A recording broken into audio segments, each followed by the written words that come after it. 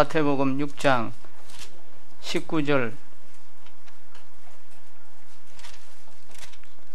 19절에서 24절까지 우리 이제 개역 성경으로 우리 책을 다 바꿨으니까 같이 한 목소리로 한번 읽어 보도록 하겠습니다.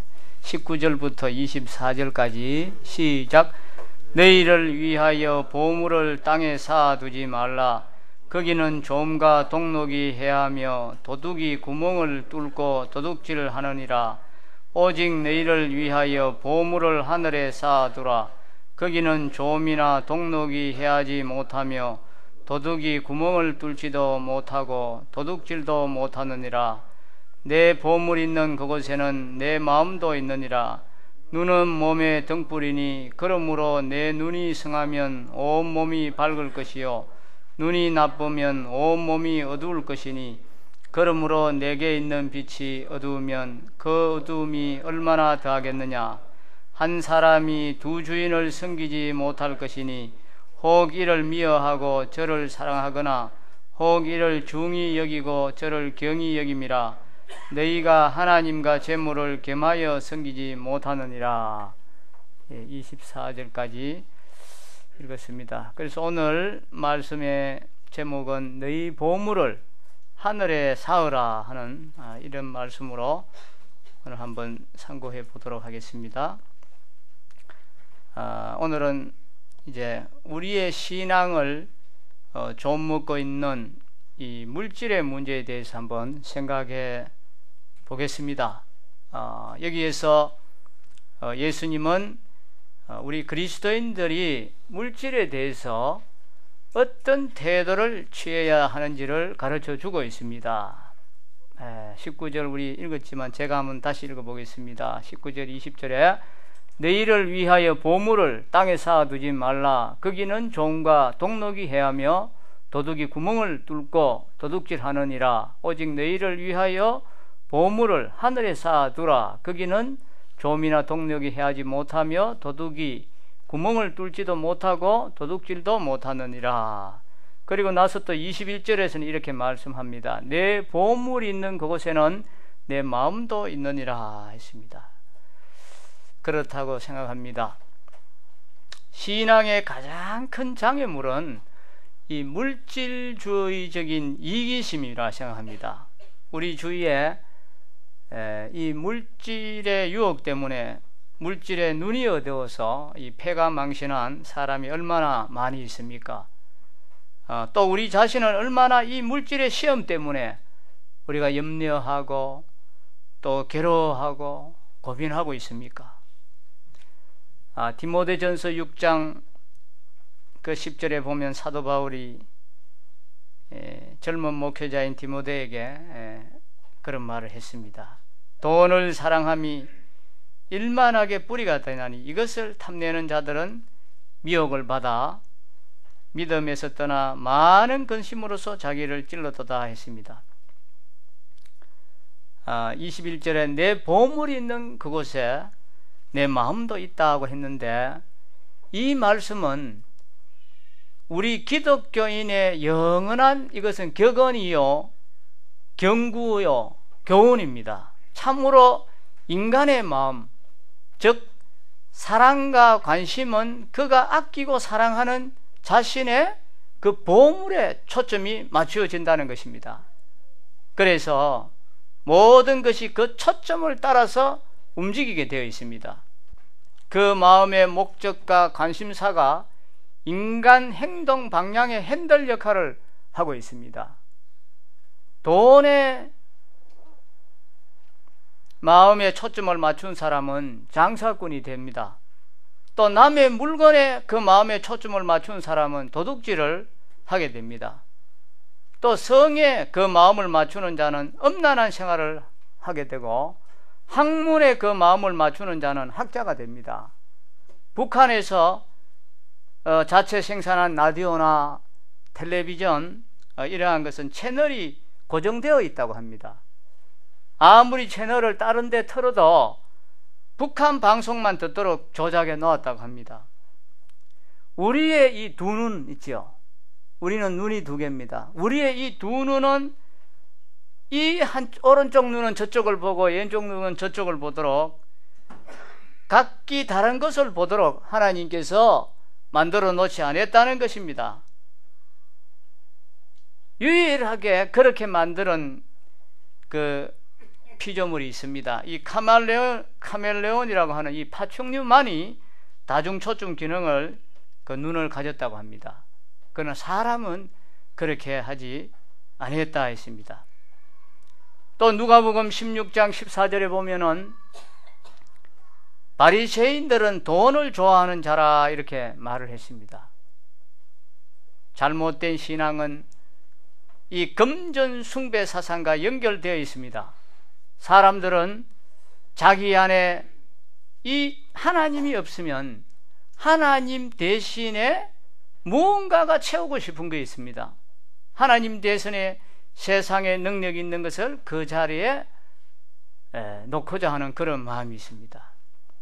그래서 이 사단의 종교인 이단 그 무리들을 보면 금전 만능에 이기적인 그런 집단입니다. 그들은 돈을 가지고 학계와 재계 또 이 정계를 정복하려고 하고 있습니다. 구약의 여호수아를 보면은 전리품을 훔친 아간 때문에 아이성이 패전했다는 것을 우리가 알고 있습니다.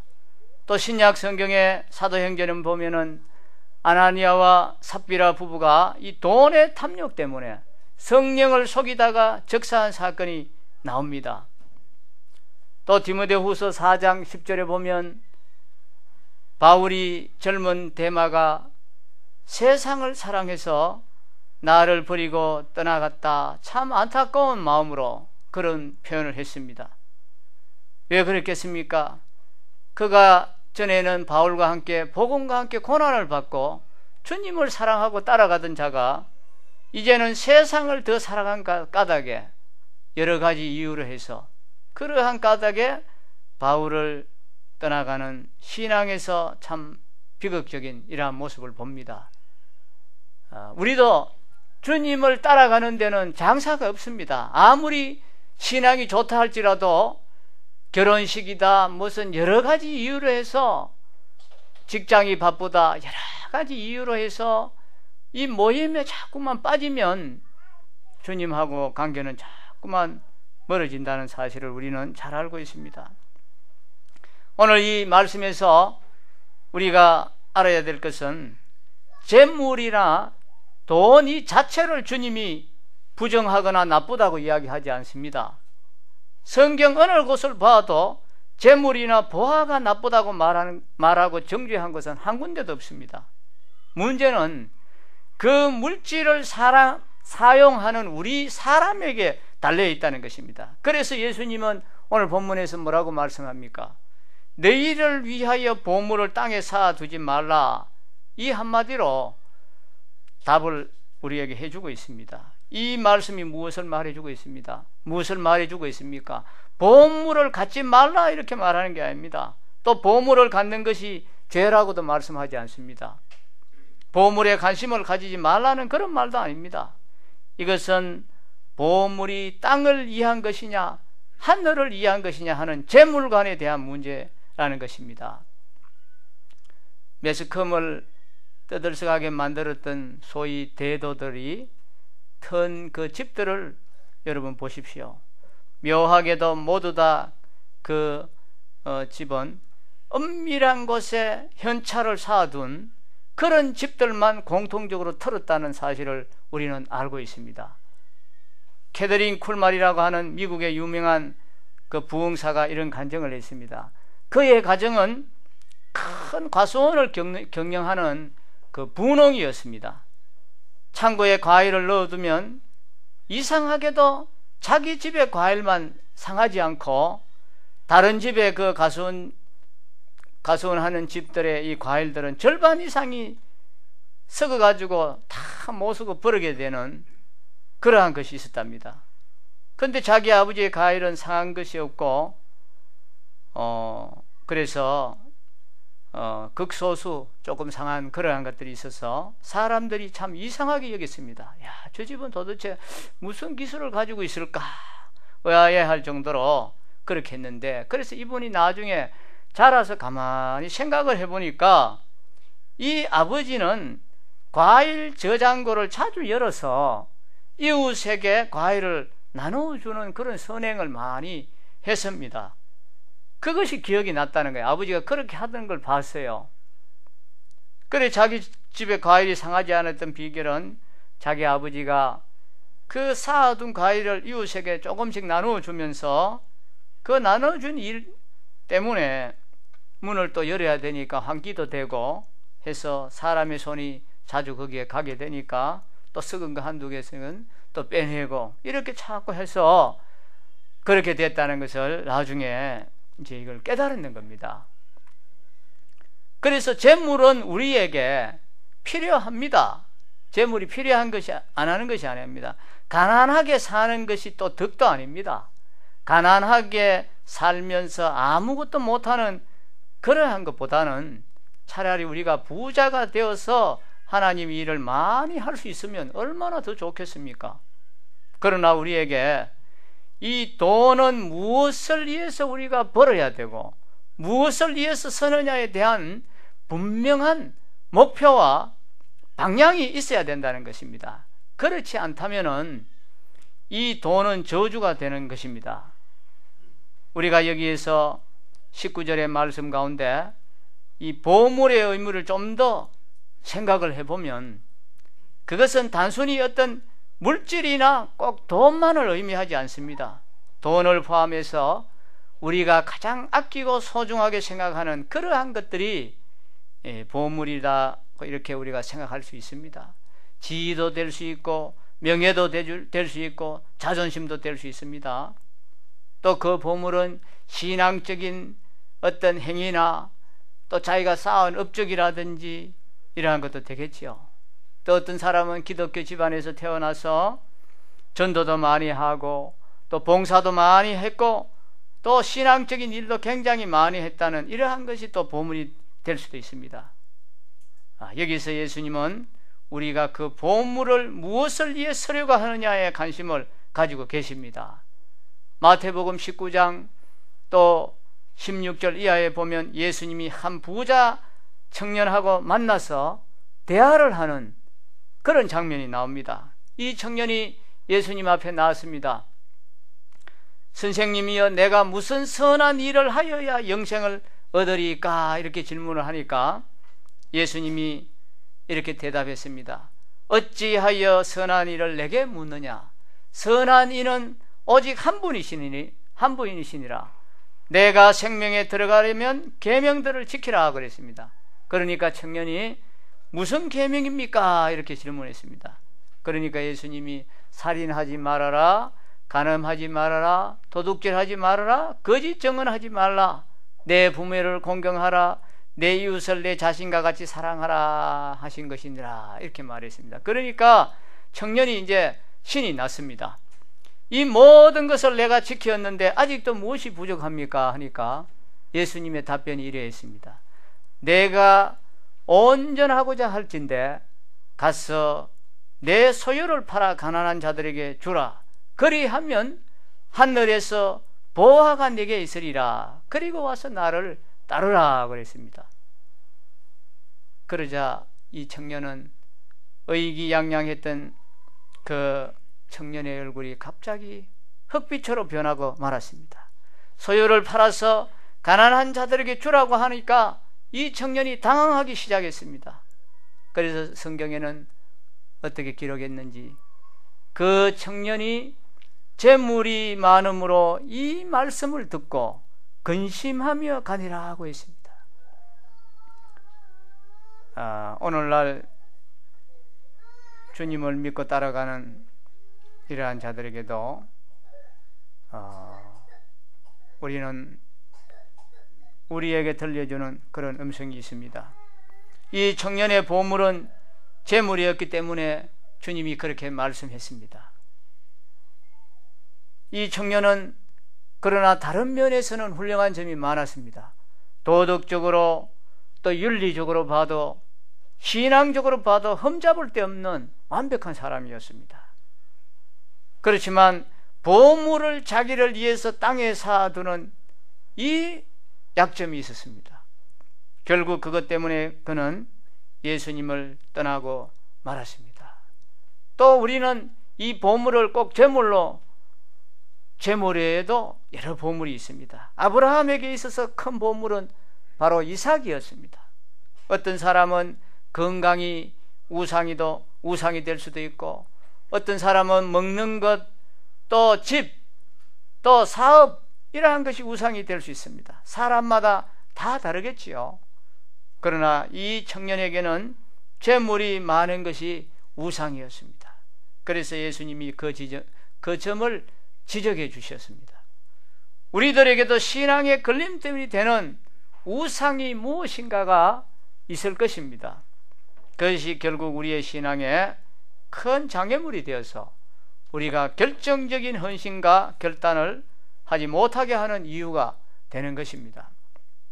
소돔과 고모라를 하나님이 유황불로 심판하실 때 롯의 아내는 재물의 미련에 있어 뒤를 돌아보다가 결국 소금기둥이 되고 말았다는 것을 우리 잘 알고 있습니다.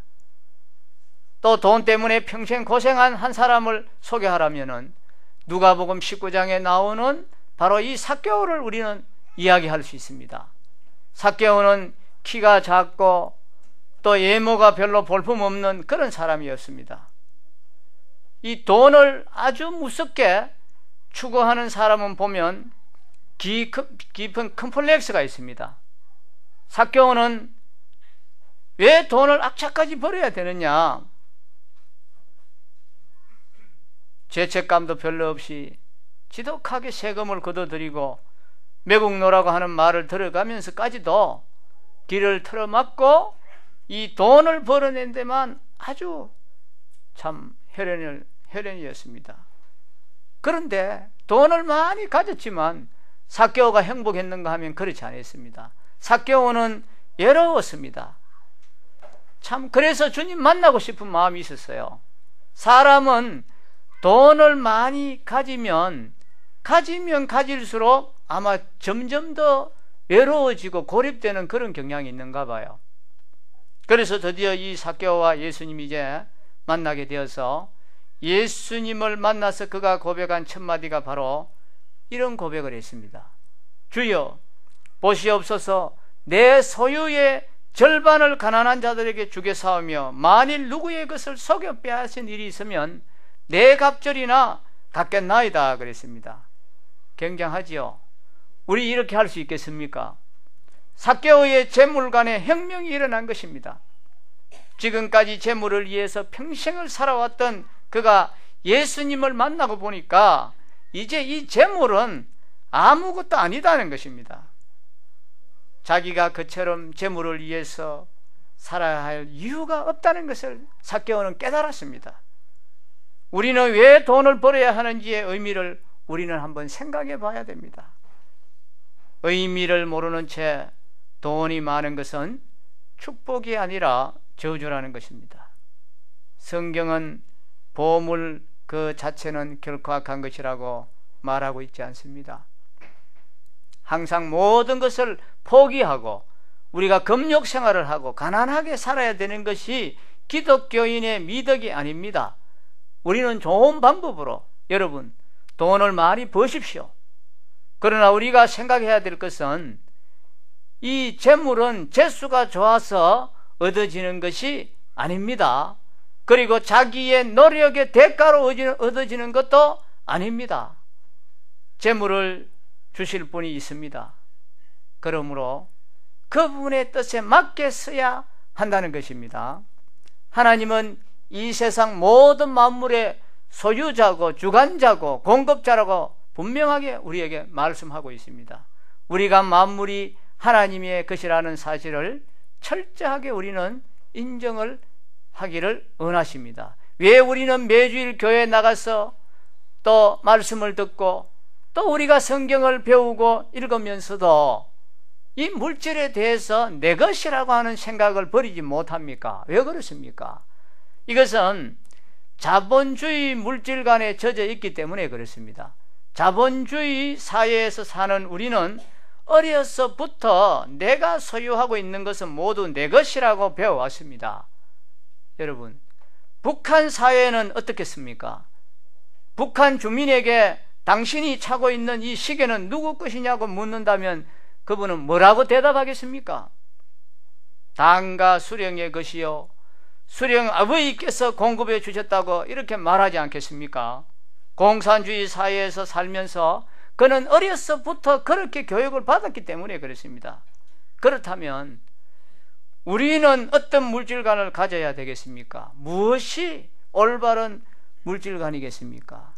그리스도인은 자기에게 주어진 보물을 하나님의 뜻에 맞게 사용하도록 부름받은 사람입니다.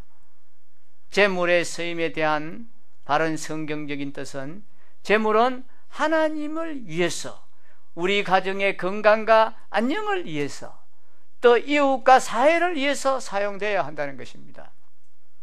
또 예수님께서는 돈을 많이 벌되 그 번 돈을 어디에 쌓아둘 것인가 분명히 하고 벌라고 말씀했습니다. 그리고 보물을 땅에 쌓아두어서는 안 되는 이유를 오늘 여기에 두 가지를 이야기하고 있습니다. 첫 번째 이유는 조음과 동력이 있기 때문에 안 된다 했습니다. 이것은 세상의 재물은 부패하고 또 영원하지 않다는 것입니다. 여기에서 동력이라는 것은 무엇이 파먹는다는 겁니다. 녹이 슬어서 부식되고 또 어떤 해충이나 악충을 의미합니다. 그래서 그 당시 조음과 동력이라는 말은 의복을 망가뜨리는 종과 같은 그러한 것, 또 쥐가 창고의 곡식을 먹어버리는 것, 아니면 벌레가 땅 밑에 감춰있는 음식을 다 파먹어버린다는 그런 뜻으로 쓰였습니다. 여러분, 아무리 좋은 물건이면 무엇합니까? 우리가 사용도 못해보고 썩고 부패해버린다면 그것을 가지고 있다는 것이 무슨 의미가 있겠습니까? 사실 우리가 아끼다가 버린 물건 얼마나 많습니까? 또 얼마나 아끼다가 버린 음식 얼마나 많습니까? 물건을 끼고 어쩔 줄 모르고 살다가 훌쩍 세상을 떠나는 것이 우리 아닙니까? 그때는 우리가 가지고 있던 모든 것이 쓸모없는 폐품이 되고 만다는 것입니다. 그래서 예수님께서는 보물을 땅에 쌓아두면 바로 이런 꼴이 된다고 말씀합니다. 보물뿐이겠습니까? 우리 인생도 마찬가지입니다. 속에서는 썩어져 들어가고 부패하고 온갖 잡다한 것들에 의해 침식되어 가는데 겉만 멀쩡하게 장식하고 사는 허수아비 같은 사람들이 얼마나 많습니까? 먹고 노는 것에 시간 다 버리고 빈 껍데기만 남아서 죽을 때가 되어서 인생의 허무함을 깨닫는 사람들이 얼마나 많습니까? 그리고 두 번째 이유는 도둑이 구멍을 뚫고 들어와서 도둑질하기 때문에 그렇습니다. 소유는 사람을 행복하게 하기보다는 불행하게 하는 경우가 더 많습니다. 목표가 분명하지 않을 때 물질과 보아하는 그 자체가 우상이 될 가능성이 많습니다. 돈만 있으면 못할 것이 없고 권력만 있으면 하늘에 나는 새도 떨어뜨릴 수 있다고 하는 이런 착각을 우리가 갖습니다. 돈이 있으면 도둑과 강도를 불러들이는 계기가 됩니다. 여러분 가운데 도둑을 맞아본 분들 계시지요? 어떻습니까? 처음에는 아주 섬찟합니다. 또 분하기도 합니다. 야, 이게 어떻게 내가 모은 돈인데, 생각하면 생각할수록 막 살이 떨립니다. 그러다가 두 번째는 이런 생각을 또 해보지요. 야, 차라리 내가 이 돈 가지고 막 좋은 일에나 좀 썼으면 좋았을 텐데 후회합니다. 고아원이나 양로이나 선교 헌금이나 또 교회 건축 헌금이나 좀 좋은 데 썼으면 좋을 텐데 하는 별별 생각이 다 듭니다. 그리고 그러다가 또 세 번째는 감사하기 시작합니다. 예, 야, 그래도 도둑이 돌아서 내 목숨은 안 빼앗아 가니까 감사하다는 거예요. 돈 빼앗고 칼로 우리 식구들 다 목숨까지 빼앗아 갔으면 어떻게 된가? 아주 그거 생각하면 돈 잃은 것 괜찮습니다. 오히려 감사할 수 있습니다. 여러분이 만약 지금 죽는다면 그 재물은 누구의 것이 되겠습니까? 결코 여러분의 뜻대로 쓰여지지 않을 것입니다. 일가 친척들은 유산을 갖겠다고 서로 싸우고 형제간의 우애가 다 끊기고 또 그것을 자녀에게 물려주면 자녀 교육 잘못 시켜놓으면 그 유산 때문에 도리어 화가 됩니다. 그러면 예수님께서는 우리들에게 이 재물을 어떻게 사용하라고 했습니까? 20절에 이렇게 말씀하지 않습니까? 오직 너희를 위하여 보물을 하늘에 쌓아두라. 거기는 조음이나 동력이 해하지 못하며 도둑이 구멍을 뚫지도 못하고 도둑질도 못하느니라 했습니다. 이 말씀은 보물을 갖지 말라 그 말씀이 아닙니다. 또 보물을 포기하라 그 말도 아닙니다.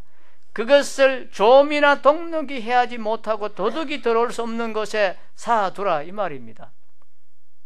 이 말에는 두 가지 의미가 있습니다. 첫 번째는 이 세상의 재물에 대해서 너무 집착하지 말라는 것입니다. 그리고 두 번째는 재물을 쓰되 하나님이 기억할 만한 그러한 곳에 쓰라는 것입니다. 나중에 돈 많이 벌어서 하나님을 위해서 쓰겠다는 그런 생각은 여러분 버리시기 바랍니다. 돈을 많이 번 다음에 돈은 절대 못 씁니다. 없을 때부터 해야지 있을 때도 할 수 있는 것입니다. 나중에 못하는 또 하나 이유가 있습니다. 내일 우리가 죽을 줄 모르는데 어떻게 나중에 할 수 있습니까? 장담할 수 있습니까? 그러므로 지금이 바로 우리는 해야 할 때라는 것입니다. 돈으로 덮든지 시간으로 덮든지 능력 있는 한 최선을 다해서 우리는 하늘에 쌓아야 됩니다. 사도 바울은 고린도전서 3장 12절 15절에서 만일 누구든지 금이나 은이나 보석이나 나무나 풀이나 지퍼로 이 터위에 세우면 각 사람의 공적이 나타날 터인데 그 날이 공적을 밝히리니 이는 불로 나타내고 그 불이 각 사람의 공적이 어떠한 것을 시험할 것이라 했습니다.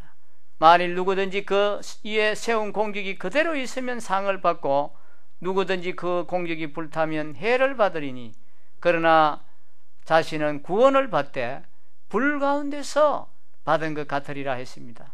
세상의 모든 것은 네로에 의해서 노마가 불타듯이 또 소돔과 고모라가 유황불에 타버리듯이 모두 불타버릴 것입니다. 무엇만이 남을 수 있겠습니까? 하나님이 기억하시는 것, 영원한 것만은 남게 될 것입니다. 거기에 진정한 보물의 가치가 있습니다. 더 이상 세상의 부하에 우리는 집착하지 마십시다. 그것은 곧 섞게 되어 있고 도둑에 의해서 다 빼앗기게 되어 있습니다. 여기 24절에서 재물이라고 하는 만몬이라고 하는 것은 본래 뜻이 위탁한다는 뜻이 있습니다. 어떤 사람의 감독하에 둔다 이런 수동적인 의미가 있었습니다. 그런데 그것이 돈의 속성상 이것이 이제 능동적으로 바뀌어 버렸습니다. 그래서 지금은 의지한다는 뜻으로 바뀌었다고 합니다. 그래서 사람들은 지금 돈을 의지하게 되는 것입니다. 여러분의 생애에 재물과 부하가 어느 위치에 있습니까? 혹시 지금 그것이 하나님을 가리고 있지는 않습니까? 지식, 명예, 사업, 또 집, 자동차, 저금 통장, 옷 또는 부동산, 정권 투자 이런 세상의 것들에 여러분의 관심이 모아져 있지는 않습니까? 자, 이제 마지막으로 하늘에 투자하는 방법 몇 가지를 보도록 하겠습니다. 성경은 특별히 고아와 가부를 불쌍히 여기라고 말씀하고 있습니다. 고아와 가부 또 이와 비슷한 사람들이 있습니다. 가난한 자들도 있고 또 배고픈 자들도 있고 억눌린 자들도 있고 자기 힘으로 돈을 벌 수 없는 핸디캡을 가진 그런 자들이 있습니다. 우리 주위에는 도와야 할 대상들이 너무나 많습니다. 여러분의 재물의 일부를 선교사를 위해서 쓰시지 않겠습니까? 풍토병에 무지와 절망의 최악 조건 속에서 고생하는 선교사들을 위해서 여러분 투자해 보지 않겠습니까? 이러한 것은 하나님이 기억하시는 영원한 투자입니다. 또 장학금으로도 한번 써보지 않겠습니까? 돈이 없어서 공부 못하는 사람들을 위해서 공납금도 한번 내보면 얼마나 좋습니까? 또 전도를 위해서, 개척교회를 위해서, 또 국내의 어려운 일꾼들을 위해서 보신다면은 하나님이 얼마나 기뻐하시겠습니까?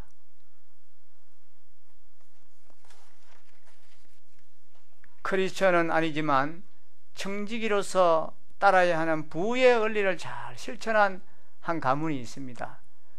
경주 최씨 가문의 이야기인데, 이 가문은 30대에 걸쳐서 부자로 살아온 놀라운 가문입니다. 이 부자는 우리가 보통 3대가 가지 못한다고 이렇게 말하는데, 한 세대를 20년으로 계산해도 600년 동안, 긴 시간 동안 부자로 살아온 집안입니다. 이 가문에 그렇게 부를 오래 유지할 수 있었던 비결이 있었습니다. 그 첫 번째가 뭐냐 하면, 이 집안은 흉년이 들면은 소장농에게 곡식을 거둬들이질 않았습니다. 그리고 둘째는 이 집안이 사는 곳에서 사방 십리까지는 굶어 죽는 사람이 없도록 했습니다. 그리고 세 번째는 부를 만석 이상 축적하지 않았습니다. 이것을 오늘날을 돈으로 환산해 보면 한 200억 이상은 돈을 쌓아두지를 않았다는 것입니다. 그 이상 되는 것은 다 기부로 사람들을 나누어 줬습니다. 여러분, 기부하고 나누어 주면 나는 어떻게 될까 염려 안 하셔도 됩니다. 성경은 뭐라고 말씀합니까? 흩어 구제하여도 더욱 부하게 되는 일이 있나니 그랬습니다. 성경은 돈이 사탄의 도구로 쓰일 때 얼마나 비참한 일이 일어나는지 생생하게 우리에게 말해주고 있습니다. 아나니아와 삽비라의 사건을 보십시오. 아나니아야, 어찌하여 사탄이 내 마음에 가득하여 내가 성령을 속이고 땅값 얼마를 감추었느냐 했습니다. 또 가룟 유다와 로마의 군인들이 돈 때문에 얼마나 참혹하게 사탄의 도구가 되었습니다. 가룟 유다라 하는 자가 대제사장들이 가서 말했습니다. 내가 예수를 너에게 넘겨주리니 얼마를 주겠느냐? 그들이 은 30을 달아주거늘 그가 그때부터 예수를 넘겨줄 기회를 찾더라 했습니다. 예수님의 부활 소식이 전해졌을 때 또 대제사장과 장로들은 무덤을 지키는 군인들에게 돈을 많이 주면서 예수님의 시체가 도둑 맞았다고 거짓말을 퍼뜨리도록 했습니다. 그들이 장로들과 함께 모여 의논하고 군인들에게 돈을 많이 주며 그랬습니다. 물질의 주도권을 누가 잡느냐에 따라서 신앙이 달라집니다. 사탄이 잡으면 돈이 사탄이 원하는 대로 쓰이게 되고, 하나님이 잡으시면 하나님이 기뻐하시는 방향으로 쓰인다는 이 사실을 우리는 잊지 말아야 되겠습니다. 다 진멸하라고 하는 하나님의 명령을 어기고 좋은 가축을 가로챈 사울을 기억하시지요. 또 전리품을 숨겨둔 아간을 기억하시지요. 예수님을 은30에 팔아 이 가룟 유다, 헌금의 절반을 숨겨둔 아나니아와 삽비라 부부, 이들은 다 하나같이 하나님께 버림바 되었습니다. 그들은 하나님보다 돈을 더 사랑했기 때문이었습니다. 탐심은 우상 숭배라고 했습니다. 너희가, 또 누가복음 16장 11절에는 이렇게 말씀하고 있습니다. 너희가 만일 불의한 재물에도 충성하지 아니하면 누가 참된 것으로 너희에게 맡기겠느냐 그랬습니다. 이 말씀은 재물도 관리하지 못하면서 어떻게 하늘의 큰일을 맡겠느냐는 그런 뜻입니다.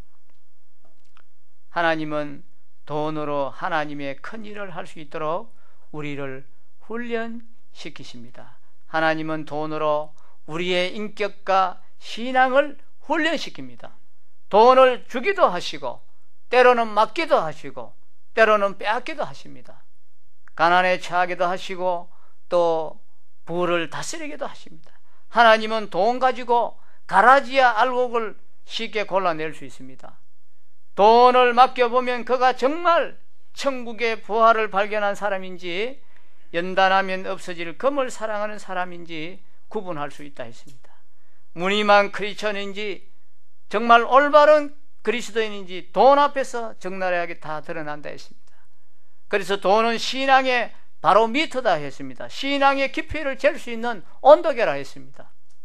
삶의 대부분이 돈을 다루는 것과 관련되어 있다는 이 사실을 우리는 기억해 볼 수 있습니다.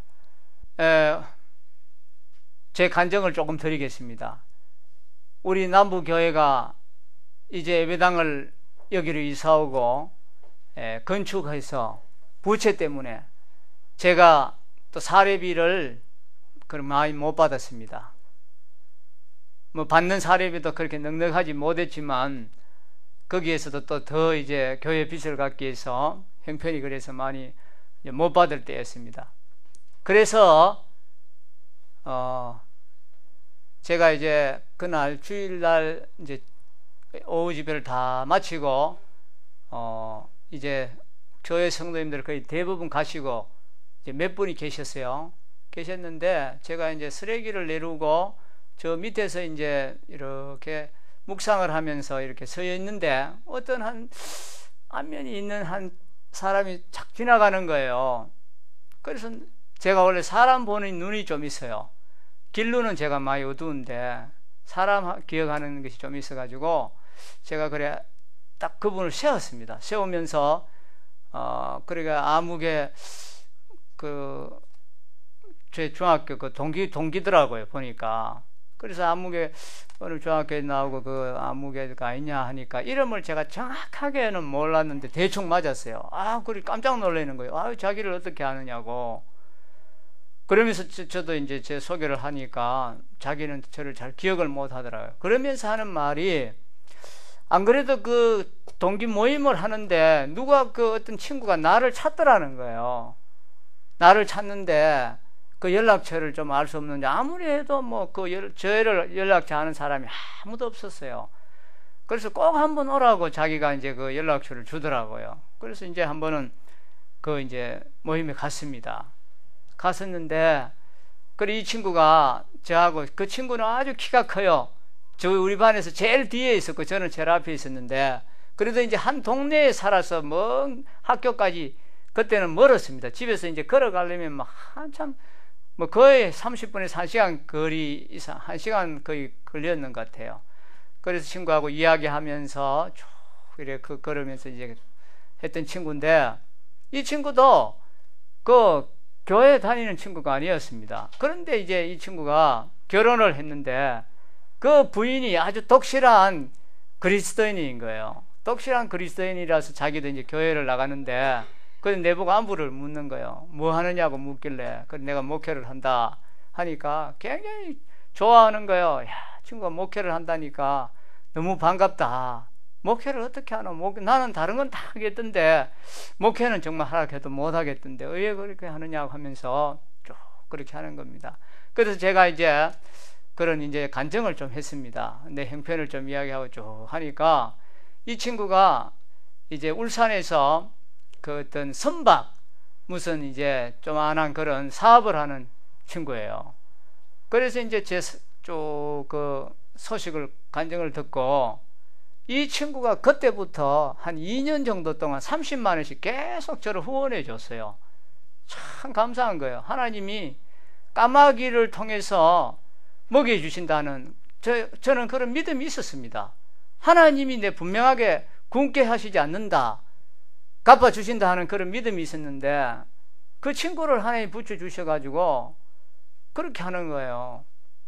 그렇게 하다가 또 나중에 한 2년 뒤에는 이제 끊겼습니다. 그때 제가 생각했죠. 내가 이 친구를 또 너무 의지하면 안 되니까 이제 주님을 더 바라보라고 이제 그렇게 하는가 보다. 그리고 이제 그때는 또 교회 형편도 어느 정도 됐으니까 이제 이렇게 하시는가 보다 하고 이제 있었습니다. 그렇게 하고 이제 또 한 6개월이 이제 좀 시간이 지났는데 또 한 번 전화가 온 겁니다. 전화가 와서 그래 친구 그 큰 자녀는 뭐 몇 학년인가 묻더라고요. 그래서 이제 대학교 이제 4학년 올라가고 또 밑에는 대학교 3학년 올라가고 또 고등학교 2학년 올라간다 하니까 야 돈이 참 많이 들 텐데 하면서 또 이제 그때부터 또 보내주더라고요. 그래서 저도 오랫동안 너무 많이 신세 지고 싶은 마음은 없어요. 지금은 제가 좀 도움받고 언젠가는 이제 친구에게 고맙다고 하고 싶은데 근데 이 친구는 저한테만 그렇게 하는 게 아니라 많이 도와주고 있어요. 어려운 목회자들, 주변에 있는 어려운 목회자들 돕고 선교사들도 돕고 굉장히 그런 일을, 아주 좋은 일을 해요. 돈을 벌어서 자기만을 위해 쓰지 않고 그렇게 하는 겁니다. 그러니까 그때 당시에 제가 물어보니까 다 경기가 좀 안 좋고 어려울 때인데도 회사 경영이 어떠냐 물으니까 3년 동안 수출 물량을 확보 다 해놨다는 거예요. 3년 동안 걱정 없다는 거예요. 그 하나님이 보호해 주시더라고요. 그래서 제가 그 친구를 위해서 해줄 수 있는 건 아무것도 없습니다. 기도밖에 없어서 가끔 요즘도 통화를 하면은 그래, 신목사 덕분에, 기도 덕분에 잘 되고 있다, 열심히 목회하라고 그런 이제 한 번씩 주고받는 대화도 있습니다. 그래서 이제 말씀을 줄이겠습니다. 이 강영우 박사, 이분도 얼마 전에 소천하셨는데 이분은 참 훌륭한 분입니다. 정말 우리 한국을 빛내는 아주 똑똑한 분이고 그리스도인으로서 본이 되는 세계에 그 우리 한국을 알리는 장애인으로서 그런 훌륭한 분인데 췌장암에 걸려서 이분은 절대 실패로 생각하지 않습니다. 실패를 그것을 성공으로 바꾸는 그런 긍정적인 사람이었어요. 중학교 때 사고로 실명하고 또 얼마 안 있다가 어머니도 잃고 누나도 잃어버리고 맹인고아가 되었습니다. 고난과 역경 속에서 대학 졸업이라고 하는 또 유학이라고 하는 이 꿈을 꾸면서 연세대학을 졸업해서 이제 좋은 아내를 만나서 미국으로 갔습니다.